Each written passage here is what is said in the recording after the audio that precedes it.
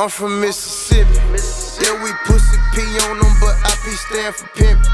Grew up in a farmhouse, raised plugging chickens. They can't understand us 'cause we talking. All right, we're here with the first episode of Gridiron Talk in the Sipp, man. I got a very special guest with me here today. Got D'Arthur Cowan, man, a high school state champion, a national champion in college, a dedicated father, and one of the legends of Olive Branch High School on the field. You want to give a brief introduction of who you are? Yes, sir. KJ, appreciate you for having me on, man. For real. It's an honor. D'Arthur Cowan played at Olive Branch High School for 4 years. Man, it's been a pleasure playing there. Grew up playing Senior League football in Memphis. I've been surrounded by, man, greats my entire life. Like I say, it's an honor to be able to come out of high school. I played collegiate ball at the University of Arkansas for 2 years. Unfortunate situation where I had to sit out for 2 years and end up going to a Division II, Texas A&M University Commerce, and it's been that ever since. So, yep. All right, so you mentioned you was playing football in Memphis, Little League? Yeah. So is that where you from? I'm originally from Olive Branch, born and raised, but most of my time I would say I grew up in Memphis because that's where I played football. That's where I ran around as a little kid. So.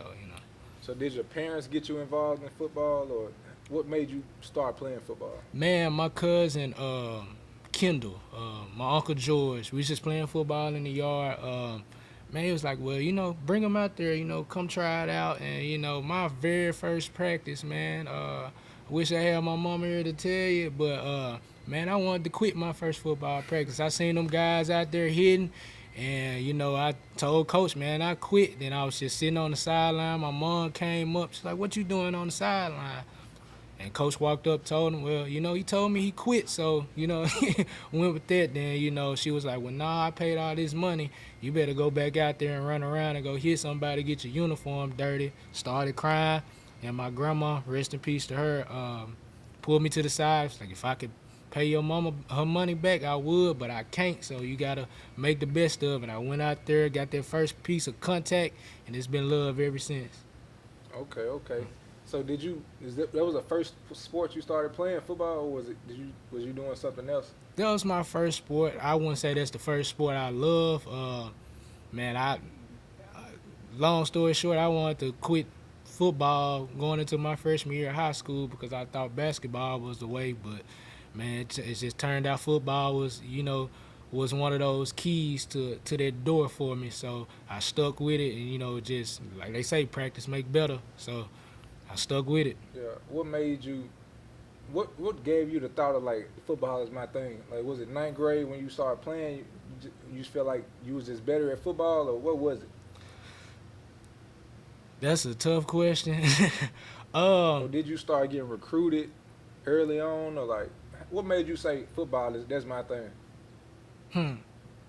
I always thought I was a decent player. Like, if anybody know me, I'm humble. When we step on that football field, it's a total different story. But that love, really, that passion for it, to want to continue to play football was a little bit after ninth grade, going into 10th grade, man. Started working my way into the lineup. Like, yeah, this is something I want to do. When I first got that first phone call from Mississippi State, I think that's what, sealed everything. And I want to, continue to play football, try to build off that and get more offers. So I really started going harder from that point. So what grade was you in when you first started getting to college and started looking at checking you out? The end of my 10th grade year going to my junior year. So you was playing varsity your 10th grade year? Yeah. Okay, at Olive Branch? Olive Branch. 6A, man. That's a bit big. It's big, though, playing as a sophomore at Olive Branch. During that time, Olive Branch was a powerhouse. Yeah. So who was the first school that hit you up, like saying that, checking you out, they looking at you? Mississippi State Coach Angelo Mirando was the receiver coach at that time at Mississippi State. I never forget, I was just sitting on the couch, having a casual conversation with my mom, phone call, on the phone, Starkville, Mississippi number. I'm not knowing who it is. I answer, whoop-de-whoop, this Coach Angelo from Mississippi State. have seen a lot of, film on you, a lot of great things. I would like to come down, have a conversation with you and your mom, but with this phone call we having right now, we want to offer you a scholarship. Once they did that, man, I got out the phone with him, man, I was, almost in tears of joy because this is something that I'm not knowing I'm working hard for is paying off at an early age. So, man, there was a eye opener right there. Then after that phone call, more phone calls start coming in and stuff. So it's like I said, it's been a humbling experience. It was a great experience actually. So, but it's a lot as we go on with this podcast. It'll get deeper that I love to open up about. All right. So when Mississippi State offered you, was it like the summertime or was it after the season? Or it was 10th grade, right? End of my 10th grade year, going to year. So I'm sure other colleges started hitting you up right after that. Right after that. So who was the other school? I saw you had offers from Alabama and Memphis and Southern Miss and all that. What made you end up choosing Arkansas? Yeah. So after that, what other schools started hitting you up after that? Man, it was crazy. After that one phone call, they just, like I said, they started coming in. I think my second offer was from Memphis. My third one came from Arkansas. Once I got that offer, I wanted to shut it down because I'm knowing Arkansas at that time was a Power 5 school. Going into my freshman year there, we were ranked number 5 in the nation. As everyone know, at that time with Bobby Petrino, Arkansas was a passing school. And as a receiver, that's your dream, want to go to a passing school. So like I said, I wanted to cut the whole recruiting process off after that. I finally made that decision going into my senior year that summer to go ahead to finally commit at the Dandy Dozen interviews out there. So, man, like I said, after that offer, they just kept rolling in. What shocked me the most is when Arkansas State offered. At that time, Houston Nutt was at Ole Miss. Like I said, I got offered by Mississippi State. Ole Miss, I wasn't even looked at by Ole Miss. But Coach Hugh Freeze, that was at A-State, offered me. Then I get a phone call out the blue. Hey, man, it's Coach Freeze. I'm taking a new job offer. Don't know where it right now, but, hey, when I get to where I'm going, I'm calling you. I didn't think nothing of it, just going summer workouts and everything. Then I get a phone call. Coach Freeze is now at Ole Miss. Offered me a scholarship at Ole Miss. So that was a wild process right there. Summer of going into my senior year, we went to Alabama. You may know because we Coach Sampson, how they used to do us every summer. We going on 7-on-7 trips. That was mandatory for us being a power school, I guess, like Olive Branch, how it is, and we're gonna pass the ball. And it's something we love to do, and we went on those trips for that. We get out there to Alabama, and we're going into the next day. They come knock on the door of the hotel room, bright and early in the morning. Hey, we need to get you up and go to the stadium for a workout. I'm waking up out my sleep. I don't like getting woke up out my sleep, but me and Samson, I think Coach Poole, a few other coaches just went up there. I'm doing the individual workout, just doing regular wide receiver drills, running routes, not knowing that the OC is upstairs watching the whole time. After the workout, he comes down. Well, hey, we want to offer you a full scholarship, and that right there. At Alabama, once you get offered by Alabama anywhere in the state of the world, it's like you're solidified. But I never let that go to my head. I just kept working. My mom always told me, just be humble, keep praying. Everything will work itself out. So. That's crazy. So you got your offer based. You was going to a 7-on-7, and they want to do a private workout with you. Yeah. See, a lot of high school players don't know. Hey, when it's your time to show, you got to be ready. You be ready. And what's crazy? And what's crazy about that? Devin Mundy ended up coming to Olive Branch. Will Gross was a quarterback at Melrose. Both of them were at Melrose at that time. They were out there too doing individual workouts. Mundy ended up coming to Olive Branch after that whole little fact. So that was for that to manifest and happen like that, I didn't know him. We didn't know each other. None of that. But, he ended up coming to Olive Branch, man. But just, seeing other guys get it in and knowing that I got it in too, man, now that I think about it, man, it was a wonderful process. Man, yeah. So that was your junior year going into your senior year? Yeah, going into my senior year. Okay, cool. So when that happened, did you say I'm thinking about going to Bama, or did you say I'm gonna still stick with Arkansas? Uh, in the back of my mind, Arkansas was too sweet. I Yeah. just couldn't let up off it. They called every day. Coach Tim Horton, who recruited me, he made sure I wasn't thinking of any Yeah. other school. He called each and other day. Basketball season, Coach Petrino and Coach Horton came during basketball season, sit in and watch basketball practice. I think they Oh, that they was on made it. you. Yeah, they made it more of a. They didn't make it a recruiting process for me. They made it feel like at home. I think probably every 2 weeks or whatever it was, I was going up to Fayetteville, making that 5-hour drive. It was more so home during the recruiting process. Going through the recruiting process, a lot of schools like to feed you ice cream and cake, but when you get there, it's not that sweet. Yeah. But like I said, Arkansas, they made it easy for me to decide on that school. Alabama being Alabama, and of their stature, I guess they felt like it was, it's them.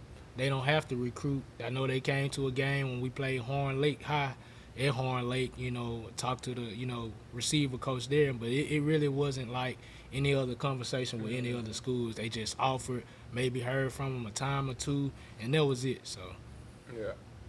So that was going into your senior year. So your senior year, you won a high school state championship in 6A. That's the top of at the time. Top. That was the highest you can get in Mississippi, 6A, and you won a state championship. Before y'all won that state championship, did you already know that y'all had the team that could do that? Going into the season, did you think Olive Branch really could? Did you? Because at that time, I don't think Olive Branch ever won a state championship. So that's the first and I think only state championship Olive Branch won. But going into the season, did you say, we probably gonna win state this year? Man, I got so many backstories on that. Honestly, truly, not in my heart, but in everyone's heart on that team that played with us from 7th grade, knew that we were, for one, to get over that hump to win state, we had to beat Sapanola. I think that was our main goal from middle school. Once we played them in 8th grade and we beat them then, hey, we know we're going to get it done. We're going to be the first at Olive Branch. If it don't happen before us, we're going to be the first to win state. Yeah. Leonard Piggies, his dad used to have us work out. We used to go to the DAC here off Hacks Cross. Hey, man, these guys going to be they going to be the guys that do it. He seen the vision before. We knew it, but, he also knew before then, man, these guys going to be for one, they going to beat South Panola. Them boys going to get it done when they in high school. They going to win state. And throughout their process, man, the coaches believed more than us than we did in ourselves, too. So, man, we running gases in the middle of the summer heat. We saying this and that, man, win, stuff to keep us motivated. Guys falling back behind. We pushing. We pushed each other. And I think that's what really did it for us. We had a brother-like bond from middle school. A few of us, we call ourselves the Brotherhood. Man, almost every Friday after every game, we spending the night at Leonard House. We doing this and doing that together, man. Church and stuff together, man. We really believed in each other and pushed each other to want to win. So, therefore we won. It was a great experience, man. I probably never cried like that a day in my life when we won that game. And how we won was crazy, but at the end of the day, it's in the books. It's in the records. So, it was bound for us to win. So I know y'all went like 15-0 this regular season, right? Yeah.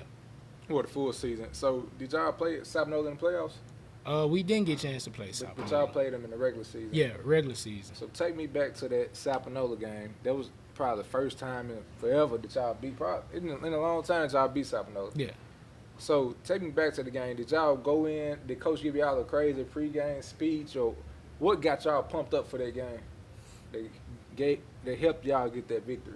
I think it was just a rival that was already, just been set in stone for years. I know years prior to that, maybe a year before or two, MUS beat them. But that's a school out yeah. of Tennessee. In Mississippi, a team has not beat them in years. that was But going good. into that, man, it was a game plan Coach Samson put together. He was like, man, if y'all just listen, stick to this, we going to do what we can, get up ahead, and let our defense seal this game. Offense knew what we had to do. It's been plays. We usually spread out, but, man, we had different formations and everything. Had me going in motion, something I wasn't used to, doing. But we switched the game plan up a little bit, but we still, kept to our basics. We got ahead, like he said. Milk the clock, do what we can. Let's win this ball game. Let the defense do it, and that's what they did, man. Y'all got it done. Got it done. So y'all beat them. Y'all knew y'all probably was gonna win state. Yeah, After yeah. That, Once we it did, gave you the confidence to say, oh yeah, we won state. Yeah. Okay.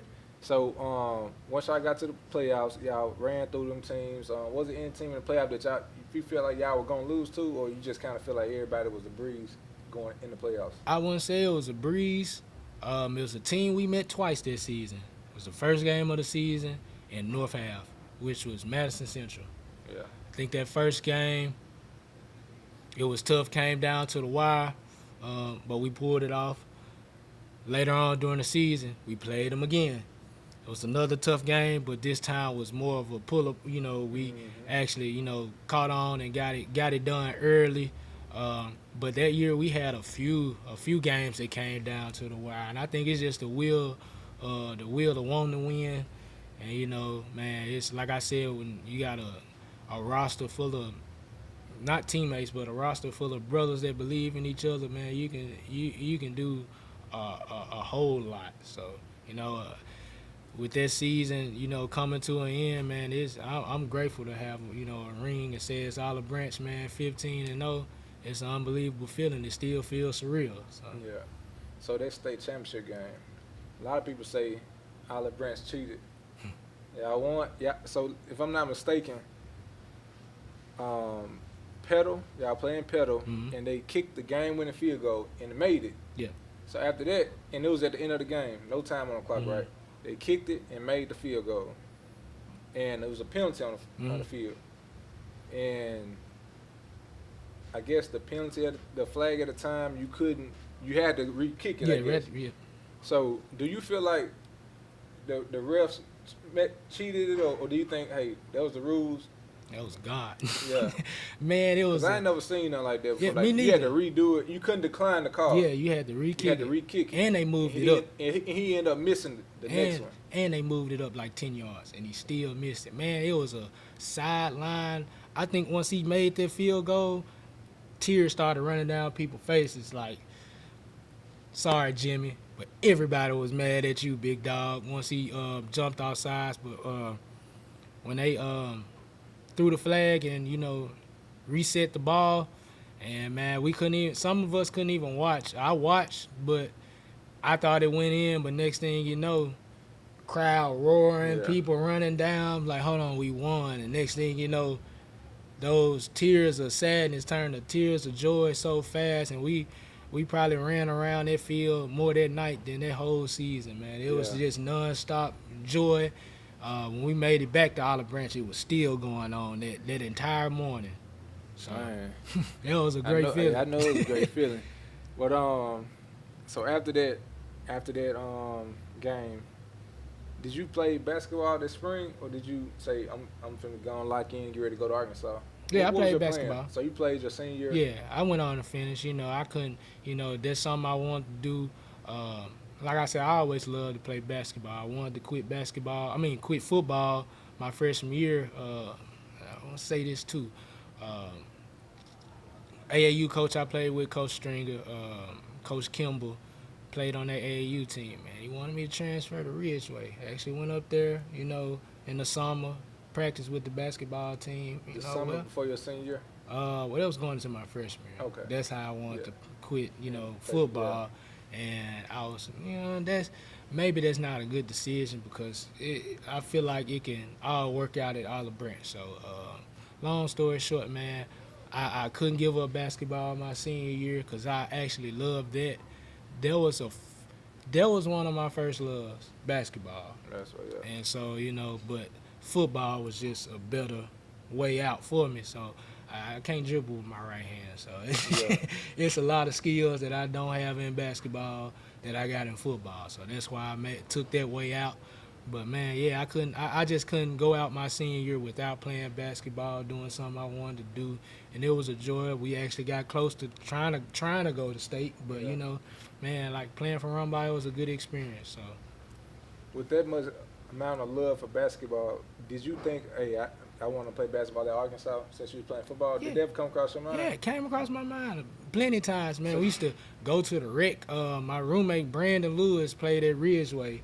Man, we used to go to the rec, go against those guys that hoop for Arkansas, me and him and a few other guys. My guy Keontae Minor, Rohan Gaines, a few of us, man. We used to hoop against those guys, and we used to give buckets. Did Anybody in the rec got Yeah. buckets from us, and maybe y'all need to try out whoop de whoop, and Did you ever try out? Nah, for man. Arkansas basketball? Head coach won't let us, do something Oh, like the, that. So if we, football head coach. yeah, we Okay. get hurt, that's messing up our chances and stuff like that. They don't want nothing else to take away from football and stuff like that. So it was nothing but study hall and football. Yeah. So do you think coaches should, if you going to a college D1 and you playing a sport, do you think they should let their players, or encourage them to go and play another sport or run track or basketball? I honestly believe they should, because if that's a God-given talent that they're blessed with, man, let that kid maximize their ability to do what they're blessed, with. Whether it's play football, run track, soccer, with baseball, whatever it is, man. If they have more tools in their arsenal, man, let them use it, because not only is that helping them on this side of the lines, but it's helping them on, in other sports and helping other people. If I have a player that can make this player better doing this, make this player better doing that, I'm gonna let this man do what he do, and go make others better. And in different sports, it's Deion Sanders, different guys like that, So I agree with it, because some players just as good in football Mhm. and basketball and track. They just as good. They an elite player at all sports. So, Well, yep. and a lot of coaches I know in college, they say, hey, I don't want you playing no other sport because you hurt. But I feel like sometimes that could hurt the player, because you may Yeah. be. I done played with some guys who were so fast in college, and they could have probably went to the Olympics in track. True. But coach said, hey, I don't want you doing nothing else but football, and they may not even made it in football. So I agree with that. So when you got to Arkansas, when you started going to practice and everything like that, was this what you expected, or was you like, these guys better than I thought, or were you like, I'm really that guy out here? Like I say, I'm a humble player. When we step on that field, I'm a different type of animal. But I can say it's honestly, what I thought it'll be. It was so much competition from day one. I was one of those guys. I'm not finna hop up first in the line. I'm already an observative guy. I was maybe going last or whatever. Coach like, man, get up front. I want to see you up front and stuff like that. Other guys hopping up front. I wasn't that type of guy to try to take anybody's shine. Of course, I'm going to work and do what I'm supposed to do and do my job, but I'm not finna try to take this man's shine or, have any ill will towards anything or what was going on. In my back of my mind, like, yeah, some guys is trying to hop in front to show, prove themselves, over me, and I want, I'm the person I am, man. We're gonna work, we're gonna get better together. That's how I am. That's how we operated in high school. That's how I'm gonna continue to operate. I operate like that now, but man, it was a different story when I got to high school, because it was some stuff we did in high school, and we got to college, it was a whole different story. But man,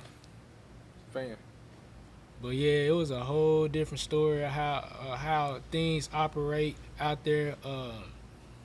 It shows you how to work. I wouldn't say what you were working for, but it shows you a lot between the lines. Being around guys that are similar, because when you get to college, I say this, being in high school, when you go from being one of the best on your team or best in your position room when you get to college, it's a total different story. You can look up here as guys that are ahead of you, older guys, upperclassmen. These guys have been in the system. They know the system. You don't know the system from nothing, so you learning. You want to learn the system, but guys, you can have guys that don't want to teach you the system because they trying to get theirs. Yeah. So that kind of makes it hard. But like I said, it's a long learning process. But me, I always had a chip on my shoulder. Like I say, I'm humble, but I always had a chip on my shoulder. I felt like I had something to prove. You know, I didn't want to go up there and, you know, hey, be riding the bench.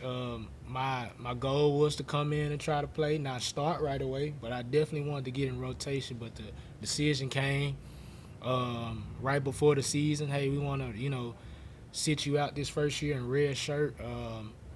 I didn't have no problem with it at all at that time, having that conversation, because, you know, in the back of, you know, having that conversation, I'm believing in the process. I'm believing in it. But when I left up out there and went in the room, man, I was like, hold on, this don't sit right with me. I got this chip on my shoulder too big. Like, I don't want to sit out. But now that I, you know, think about it, yeah, that may have been one of the best decisions I could have, you know, made. But 4 or 5 games into the season, they pulled my red shirt. So I think that came from having that chip too. But I was working so hard that they didn't have no other choice but to pull it. So your freshman year, how many people, was there anybody that played as a true freshman? I know you redshirted and they pulled it, but was it, because usually, from my understanding, from me, my playing experience, if you played as a true freshman, most of them guys probably went pro. Yeah. But did anybody play as a true freshman your freshman year? I think it was a few guys that did, but most of that class, they got redshirted. Most of those guys went to the NFL. Yeah. It's a few guys that went that played as a true freshman that didn't make it to the NFL. Yeah. So it was kind of backwards. It was a backwards process, you know, seeing guys where they at, you know, now and stuff, from, you know, being redshirted and playing as a true freshman. I think some of the guys that did play as a true freshman should be in the NFL. Definitely should. But, you know, how that system changed, it changed a whole lot. And I think a lot of guys from that point, after the coaching changed, few guys left, but then also, you know, the passion of the game left too. So it left with them. So, yeah. Do you regret playing? Because technically you played as a true freshman too. So do you regret them pulling your red shirt, and now you just lost 5 games? You say them games, now you lost. Do you regret them? Would you rather just stay red shirt that whole freshman year? Man, some choices I done made in life that I don't regret. I think that's one of them, because I never would have learned any lesson I know, you know, been through these past few years. With that happening, like I said, with that chip on my shoulder, it's a lot that came with it. Like I said, those choices, it got deeper after that point. So, man, I wouldn't say you couldn't tell me nothing, but, man, playing as a true freshman, or, you know, even getting that red shirt pull, you know, I risked it all for 2 catches. I felt great, you know, but, you know, to come down to it, man, at the end of my freshman year, I'm in the record books for kickoff returns and stuff like this. So, man, you know, I'll praise to God for, you know, that situation, because I learned a lot. If I can go back in time, I would, and change that and sit out for that year, because it could have been beneficial later on in my career. I may have not have to go to a Division II school or whatever. Maybe my chances of going to another D1 school would have been higher or whatever. So. All right. So after that season, did you, going into your second year at Arkansas, did you feel like, I'm finna be that guy? I did. Was you that top receiver? Because you played as a true freshman, so obviously they see something in you that they want to make you that guy. Yeah. So was you like, oh, this finna be my year, I'm finna go on the ball out? What was on your mind going into your second year at Arkansas? My second year is when it got real. That's when it all got real. Had a few guys in front of me, maybe second string, you know, going into fall camp. Maybe, well, you second, third on the depth chart. But my guy, good friend, Demetrius Wilson, man, Javante Herndon, I played with guys, Keon Hatcher. I had Drew Morgan, a room full of guys. But going into that my sophomore year, my guy Demetrius tore his ACL almost midway maybe, or right before the season started during fall camp. So next man up. Continue to work hard. Continue to work hard. I'm not saying I'm starting, but I know if I keep working, I got a high possibility, a high chance of going for this job or whatever. Of course, when things not adding up off the field, it don't add up on the field. So I blame myself for a lot of things. But man, it didn't stop the work ethic. I think those coaches knew the potential I had. But at that time, there was the coaching change that came. With that being said, man, it all came down to like maybe 2 weeks before the season started. Maybe I think the last 2 weeks, our last scrimmage before the season started. Unfortunate situation. Doing warm-ups for a scrimmage, I broke my foot. And that set me out for like 6 weeks, maybe 7 weeks until we played Texas A&M. Thought I was ready to come back that game. I suited up, but I just wasn't ready. So I think I came back week 7 or week 8. So, but man, that did it for me. That kind of took all my momentum and confidence away. Not, man, I'm looking great going into the season. I gained weight, everything looking up. But then that unfortunate situation really, after that, it went downhill for me. Okay. So, going into your second year, what was it, a new coaching staff right then? Yeah. Did you see anything different from that coaching staff than your previous coaching staff with Coach Petrino? Because you were Coach Billman your second year, right? Yeah, Billman. So, what change did you see when he became the head coach? For one, the system changed. We went from a passing school to a ground and pound school. Man, I think receivers really, you supposed to block, but I don't think, All right, so when there was a coaching change at Arkansas, did it make you feel like, man, I don't even want to play here no more? Or did you want to go with Petrino? Did Petrino hit you up and say, I want you to come with me? What was on your mind at that time when y'all got that coaching change? I wish Petrino would have hit me up and wanted me to come with him, but I think when we had that coaching change, I wanted to get out of there. A few friends of mine transferred, had that conversation with my mom about leaving, but basically told me to thug it on out, and that's what I did. Like I said, with that coaching change, there was a few coaches pulling for me, so a few that was against me, but I couldn't let me, get me down or anything. I continued to work, but at the same time, there was a lot of stuff going off the field that was happening off the field that was hindering me on the field. So, I take full accountability for my actions and stuff. So, but like I said, I enjoyed it, man, with that head coach. Maybe I didn't have his best interest and he didn't have mine. And that's that on that. Won't get in, deep into that. At the end of the day, he's still a great coach. He's still coaching now. So yeah, man. Like I said, it was a rough process with the coaching change. It's a system change for sure, but also it's a lot changed within myself during that process. All right. So, what led to you leaving Arkansas?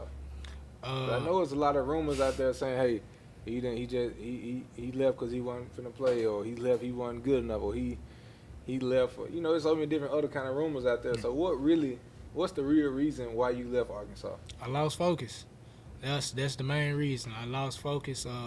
Man, being at that level of football in the SEC, that's the pinnacle of it all right there. Man, you get caught up into the life of it, being a collegiate football player with the lifestyle that come with it, man. I think that's what it was. I got too complacent, got caught up into the lifestyle, party here and there.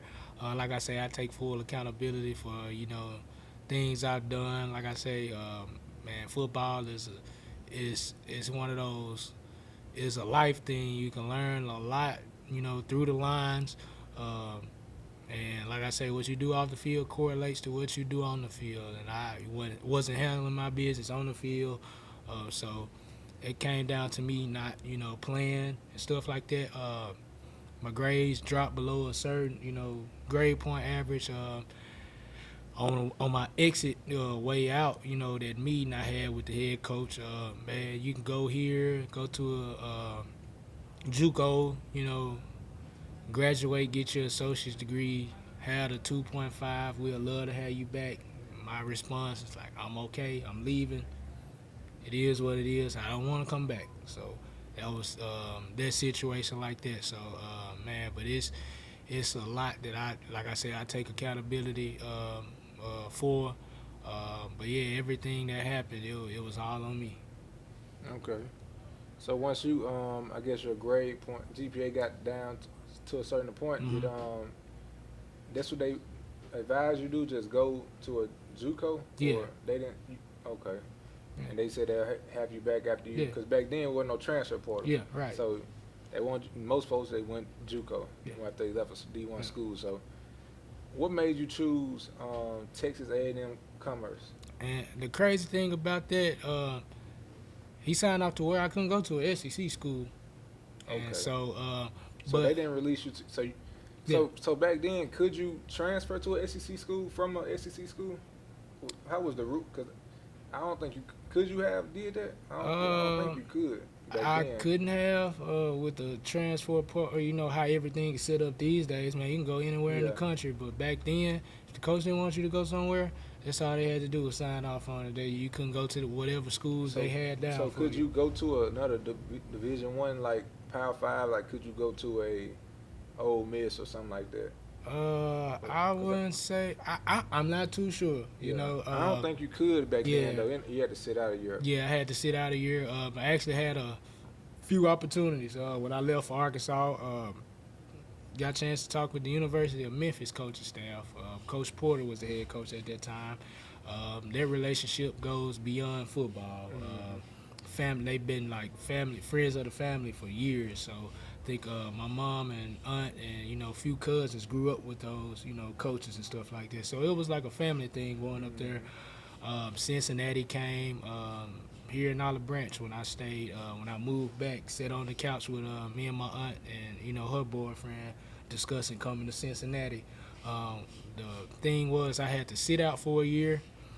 Then to get everything taken care of. I think it was like a gray shirt. I'm not sure, but I had to get out. Sit out, take care of my business, get to be eligible. Then have a year of eligibility left. The more I thought about that process, had another coach, it's another friend of the family, hit me up that was at an NAIA school. He wanted me to come there. Didn't have to do, too much of anything, just get enrolled, come up there and, play ball because, the requirements were pretty different. But, he hit me up. Probably not a month later, he was getting another coaching job. I'm going to a school in Texas. When I get there, I'll be sure to let the coaching staff know.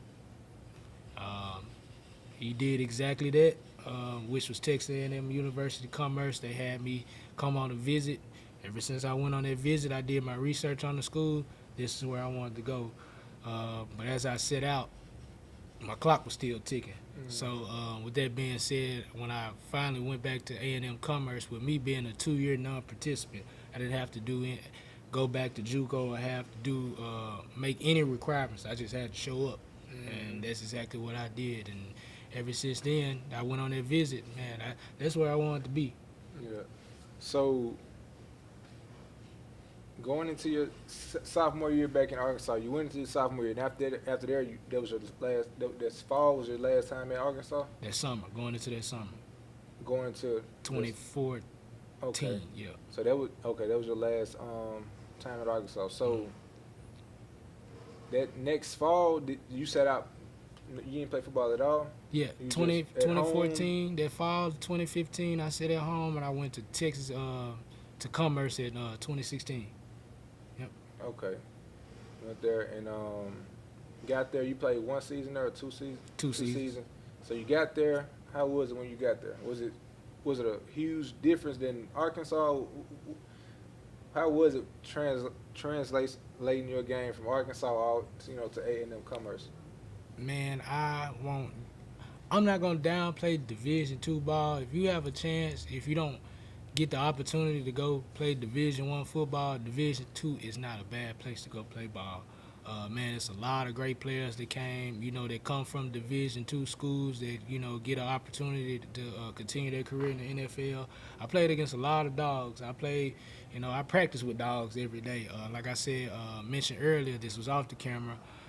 Man, that team was full of like Division I guys. But man, it was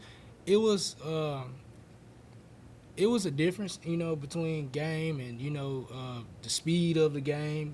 Playing Division I, the speed of the game is totally different. But going to that Division II school, it was more slowed down, but also it's still the game of football. You still gotta go out there, strap up, play like like you on Division I level. So I don't think it was much of a drop there.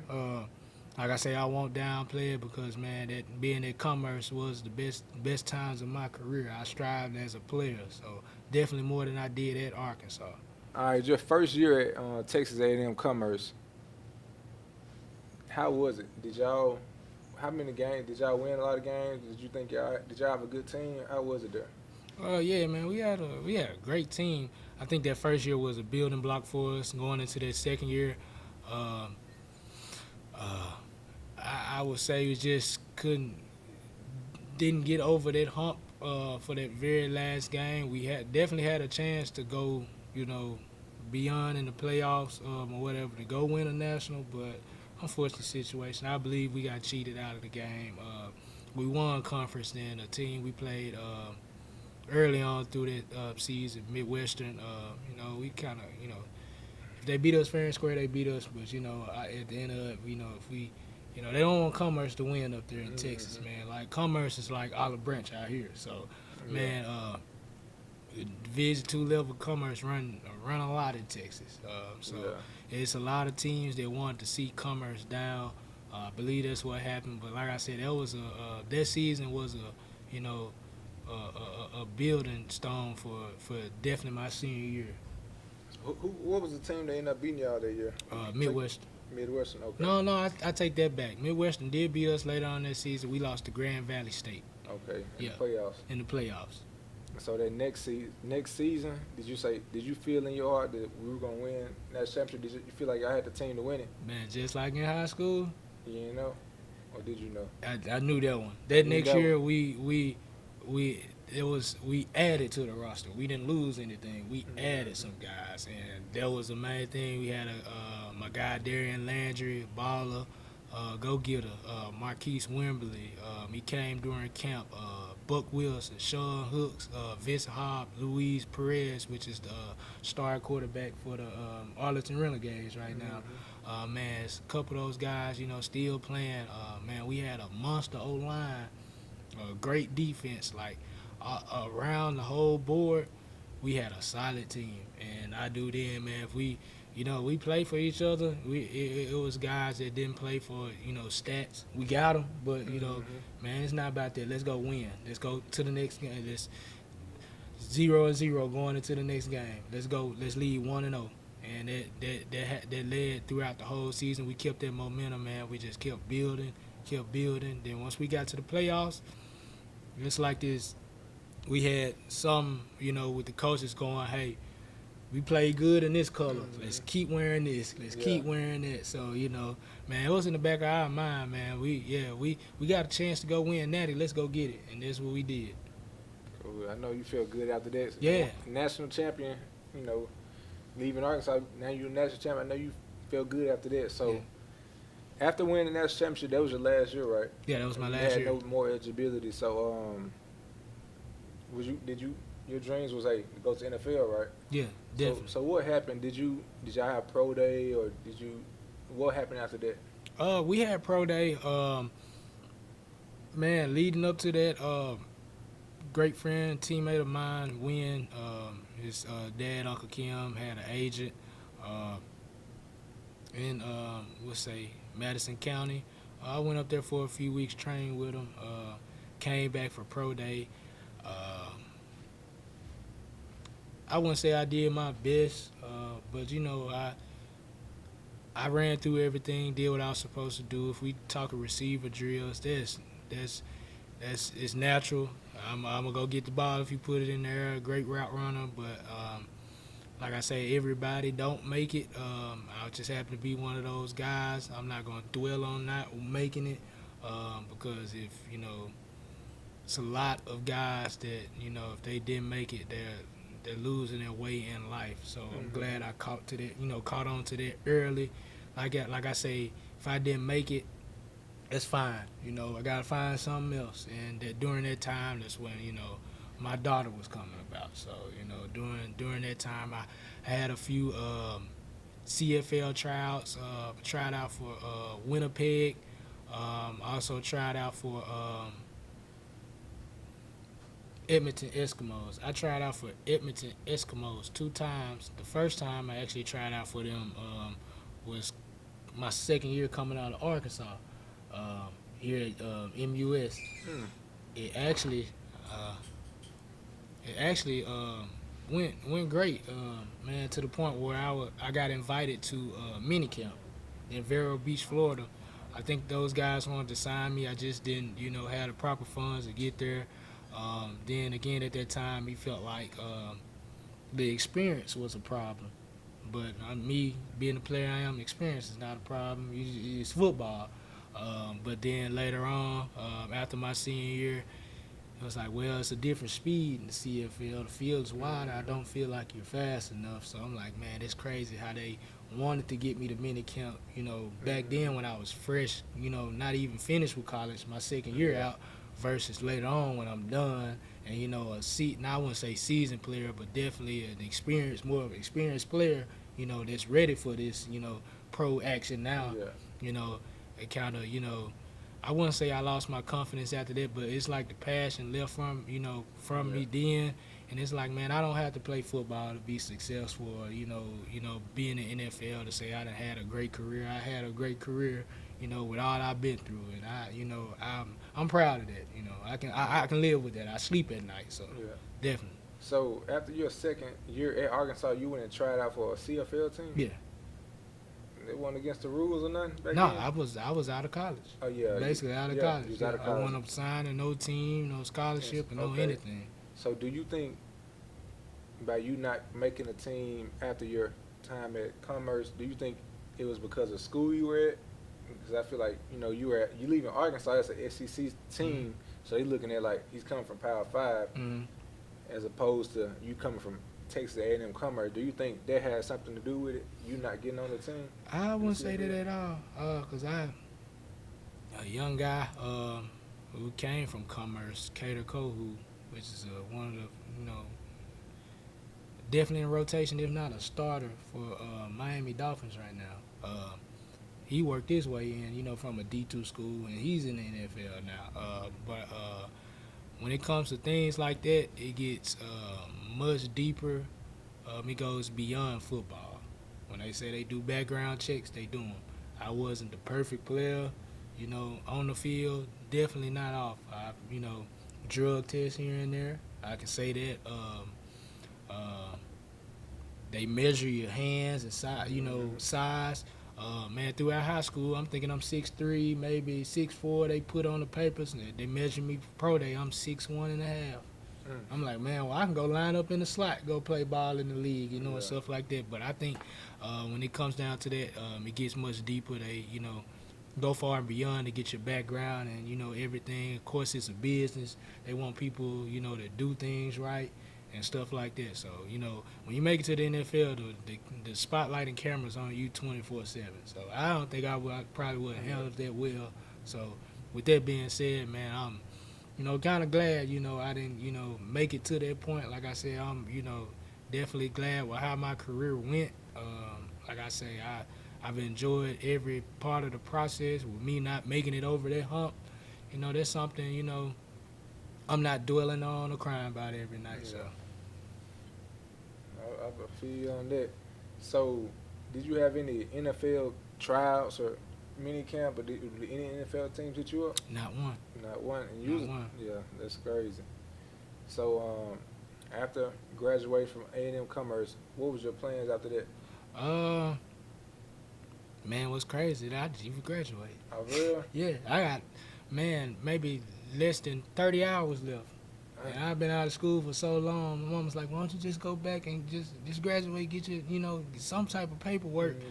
Mm-hmm. But man, after that point, once I realized that my dream wasn't gonna come true, it was just on to the next thing. My baby, 2018, she was born. I had to find something else to do. It's time to go on. It's time to move on. So I wasn't at the house, working out, hoping an opportunity to come. Man, it didn't come that time. So I'ma just go on to the next thing and worry about life right now. So this it's been coming together. Life ain't perfect, but it's been coming together. How was your mental state when you kind of came to you that I'm done playing football? I understand that post football or post college football or basketball career, people go into a big depression. Yeah. Like former athletes. So and some people don't bounce back. They just go straight downhill after that. Yeah. How was your mental state after you didn't get the NFL, make the NFL? How was your mental state at that point? Man, like a woman having postpartum depression. Yeah.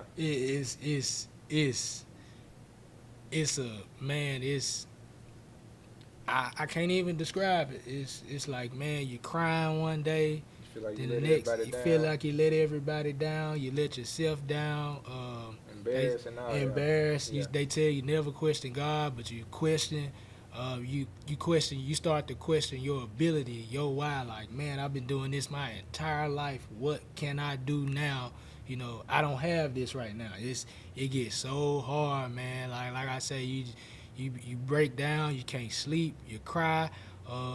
Find different things to cope with. Some guys, turn to other stuff. And when you don't have ball, man, it's been a crutch your entire life, man. It goes downhill. I know guys that's in that position, or I don't want to say guys that's going into that position, but man, when football stops, it stops, Yeah. and life starts, and it's hard. So, if you find you still have that passion to go coach and be around it, fine, do it. But man, if you want to still play ball, I don't think I would resort to arena football. There's nothing wrong with it, but that's just not something I'll do. Or semi-pro football, I'm not finna go in somebody's backyard and hurt myself, nothing like that. If it's not legit pro or anything like that, then it's just something I wouldn't do. Not saying this on camera for nobody to go out and do. Follow your dreams. If that's something you want to do, go do it, man, by all means. But at a certain age and time, football has to stop. Yeah. I feel you on that. Yeah. So, what advice do you want to give athletes who are probably in their last year of college football, and they may be at a Division II or Division III school or even Division I that may not make it? What advice would you give them? The best advice I give is, man, give it all you got with the time you have left. Because like they say in high school, you play on Fridays, that's the best feeling, but you can't go back to high school.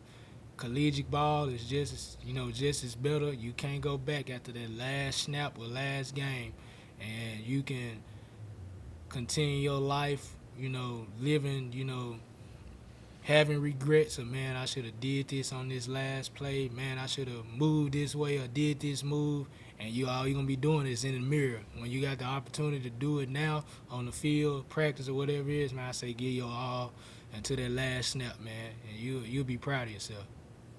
Yeah. So, and just like told you, give advice to the college guys. What about high school guys? You was a Danny Dozen. That was a top of the chart, man, in Mississippi at the time. They take the top 12 players in Mississippi in high school, and you had a successful high school career, very successful high school career. What advice would you give the high school players right now? And most high school players are hoping to play Division I football. Would you say, hey, go to D2 if they give you the opportunity to go D1, or it don't matter where you go? What advice would you want to give the high school players right now? I'm going to start from freshman all the way up to a senior. If you're a freshman, Keep working. Sophomores, keep working, man. Work your way up. Opportunity gonna come. Like I say, never try to outshine nobody. Your work gonna speak for itself. For as you want to get to college, man, when the offers come in, keep grinding. Don't get too complacent. Keep grinding, keep grinding, keep grinding. You never know. Like I said earlier, one phone call might lead to another phone call. Man, but never stop working. Once you given that opportunity to go D1, D2, D3, NIA, or whatever the case may be, man, just when you get there, give it your all. Every step, do right off the field, do right on the field. A lot can happen for you. Yeah. A dream is not impossible. Just keep working. I know you done played with some of the top players in the country. Going from high school, I know a lot of your guys you played with probably went pro. And then you went to Arkansas. I'm sure some of them guys went pro, and I'm sure some guys, like you said, was at Commerce. Some of them guys went pro. So tell me, who are the top 3 players that you've played with in your whole football career? Played with on your own team with. Oh my gosh, man! If I got 3 choices, I'm gonna go high school, D1, and D2. High school, I have to say my quarterback, Todd Mays. That's a given. Man, was a great overall quarterback, great guy. Kid could chunk the rock, run the ball. Gonna take 10 guys to tackle him. Overall, he's great. He's a winner. So definitely Todd. Division I. Man, it's a lot of guys. I played against some people, man. I played a long list, but man, if I gotta say one person, my guy Javante Herndon was in the same receiving room at Arkansas, and I'm not just saying that because he's a great player. Dude is a well-rounded human being, and that's someone I can call right now that still got a relationship with. What's his name again? Javante Herndon. Okay, did he end up going to the league? Yeah, he played in the league for a little minute, had a little short stint or whatever for, the Chargers. Like I said, man, dude's a great cat. Division II, I can name some guys, but I got to name my guy Buck Wilson. That was somebody, when I first got to Commerce, man, he crazy. He a wild dude, funny. Got to stick with him, but man, he came over a lot of adversity himself, going through the career, having the career he had. So I definitely got to say Buck for sure. What position he played? He played receiver, more so a slot. So, but he's so shifty, man. It ain't nothing he can't do. Okay. All right. So who are the best players you played against? In high school, I gotta give it to the Panola boys. I can name a few of those, but Tony O'Connor, definitely. He was tough. Tough, man. It's fade ball in the air, gust of wind come across my face. I'm not finna catch the ball. You better be glad you didn't catch the ball. I'm glad I didn't, because I didn't want to get knocked out on national TV. I know Tony. I know the team. He was on at Sapanola team that was like number 1 in the nation. Yeah. Definitely. He was like that. I know he went on and played at Ole Miss, and so that he's the best player you played against in high school. Like that. In full circle moment, I played same guys I played against in high school. I ended up playing against those guys in college. So, like a teammate of mine I played with, Jalen Collins, I actually played against him my freshman year at LSU while he was at LSU. I played against Tony Connor. What's his name? It's a few guys from that played on Mississippi State team that played for South Panola. Definitely at Ole Miss. Poke dog. Yeah. Played a few of those guys, man. We out there. I'm on kickoff return. He on kickoff. We out there talking trash, but it's all love. Man, Ole Miss, you got Isaac Gross, man. It's a few guys, and stuff like that, man. So, they had some dogs there too. But man, it's like I said, I just can't name one. It's a whole lot of guys, man. What about in college? What the best players you played with? Or played against? Played against in college. Man, I gotta.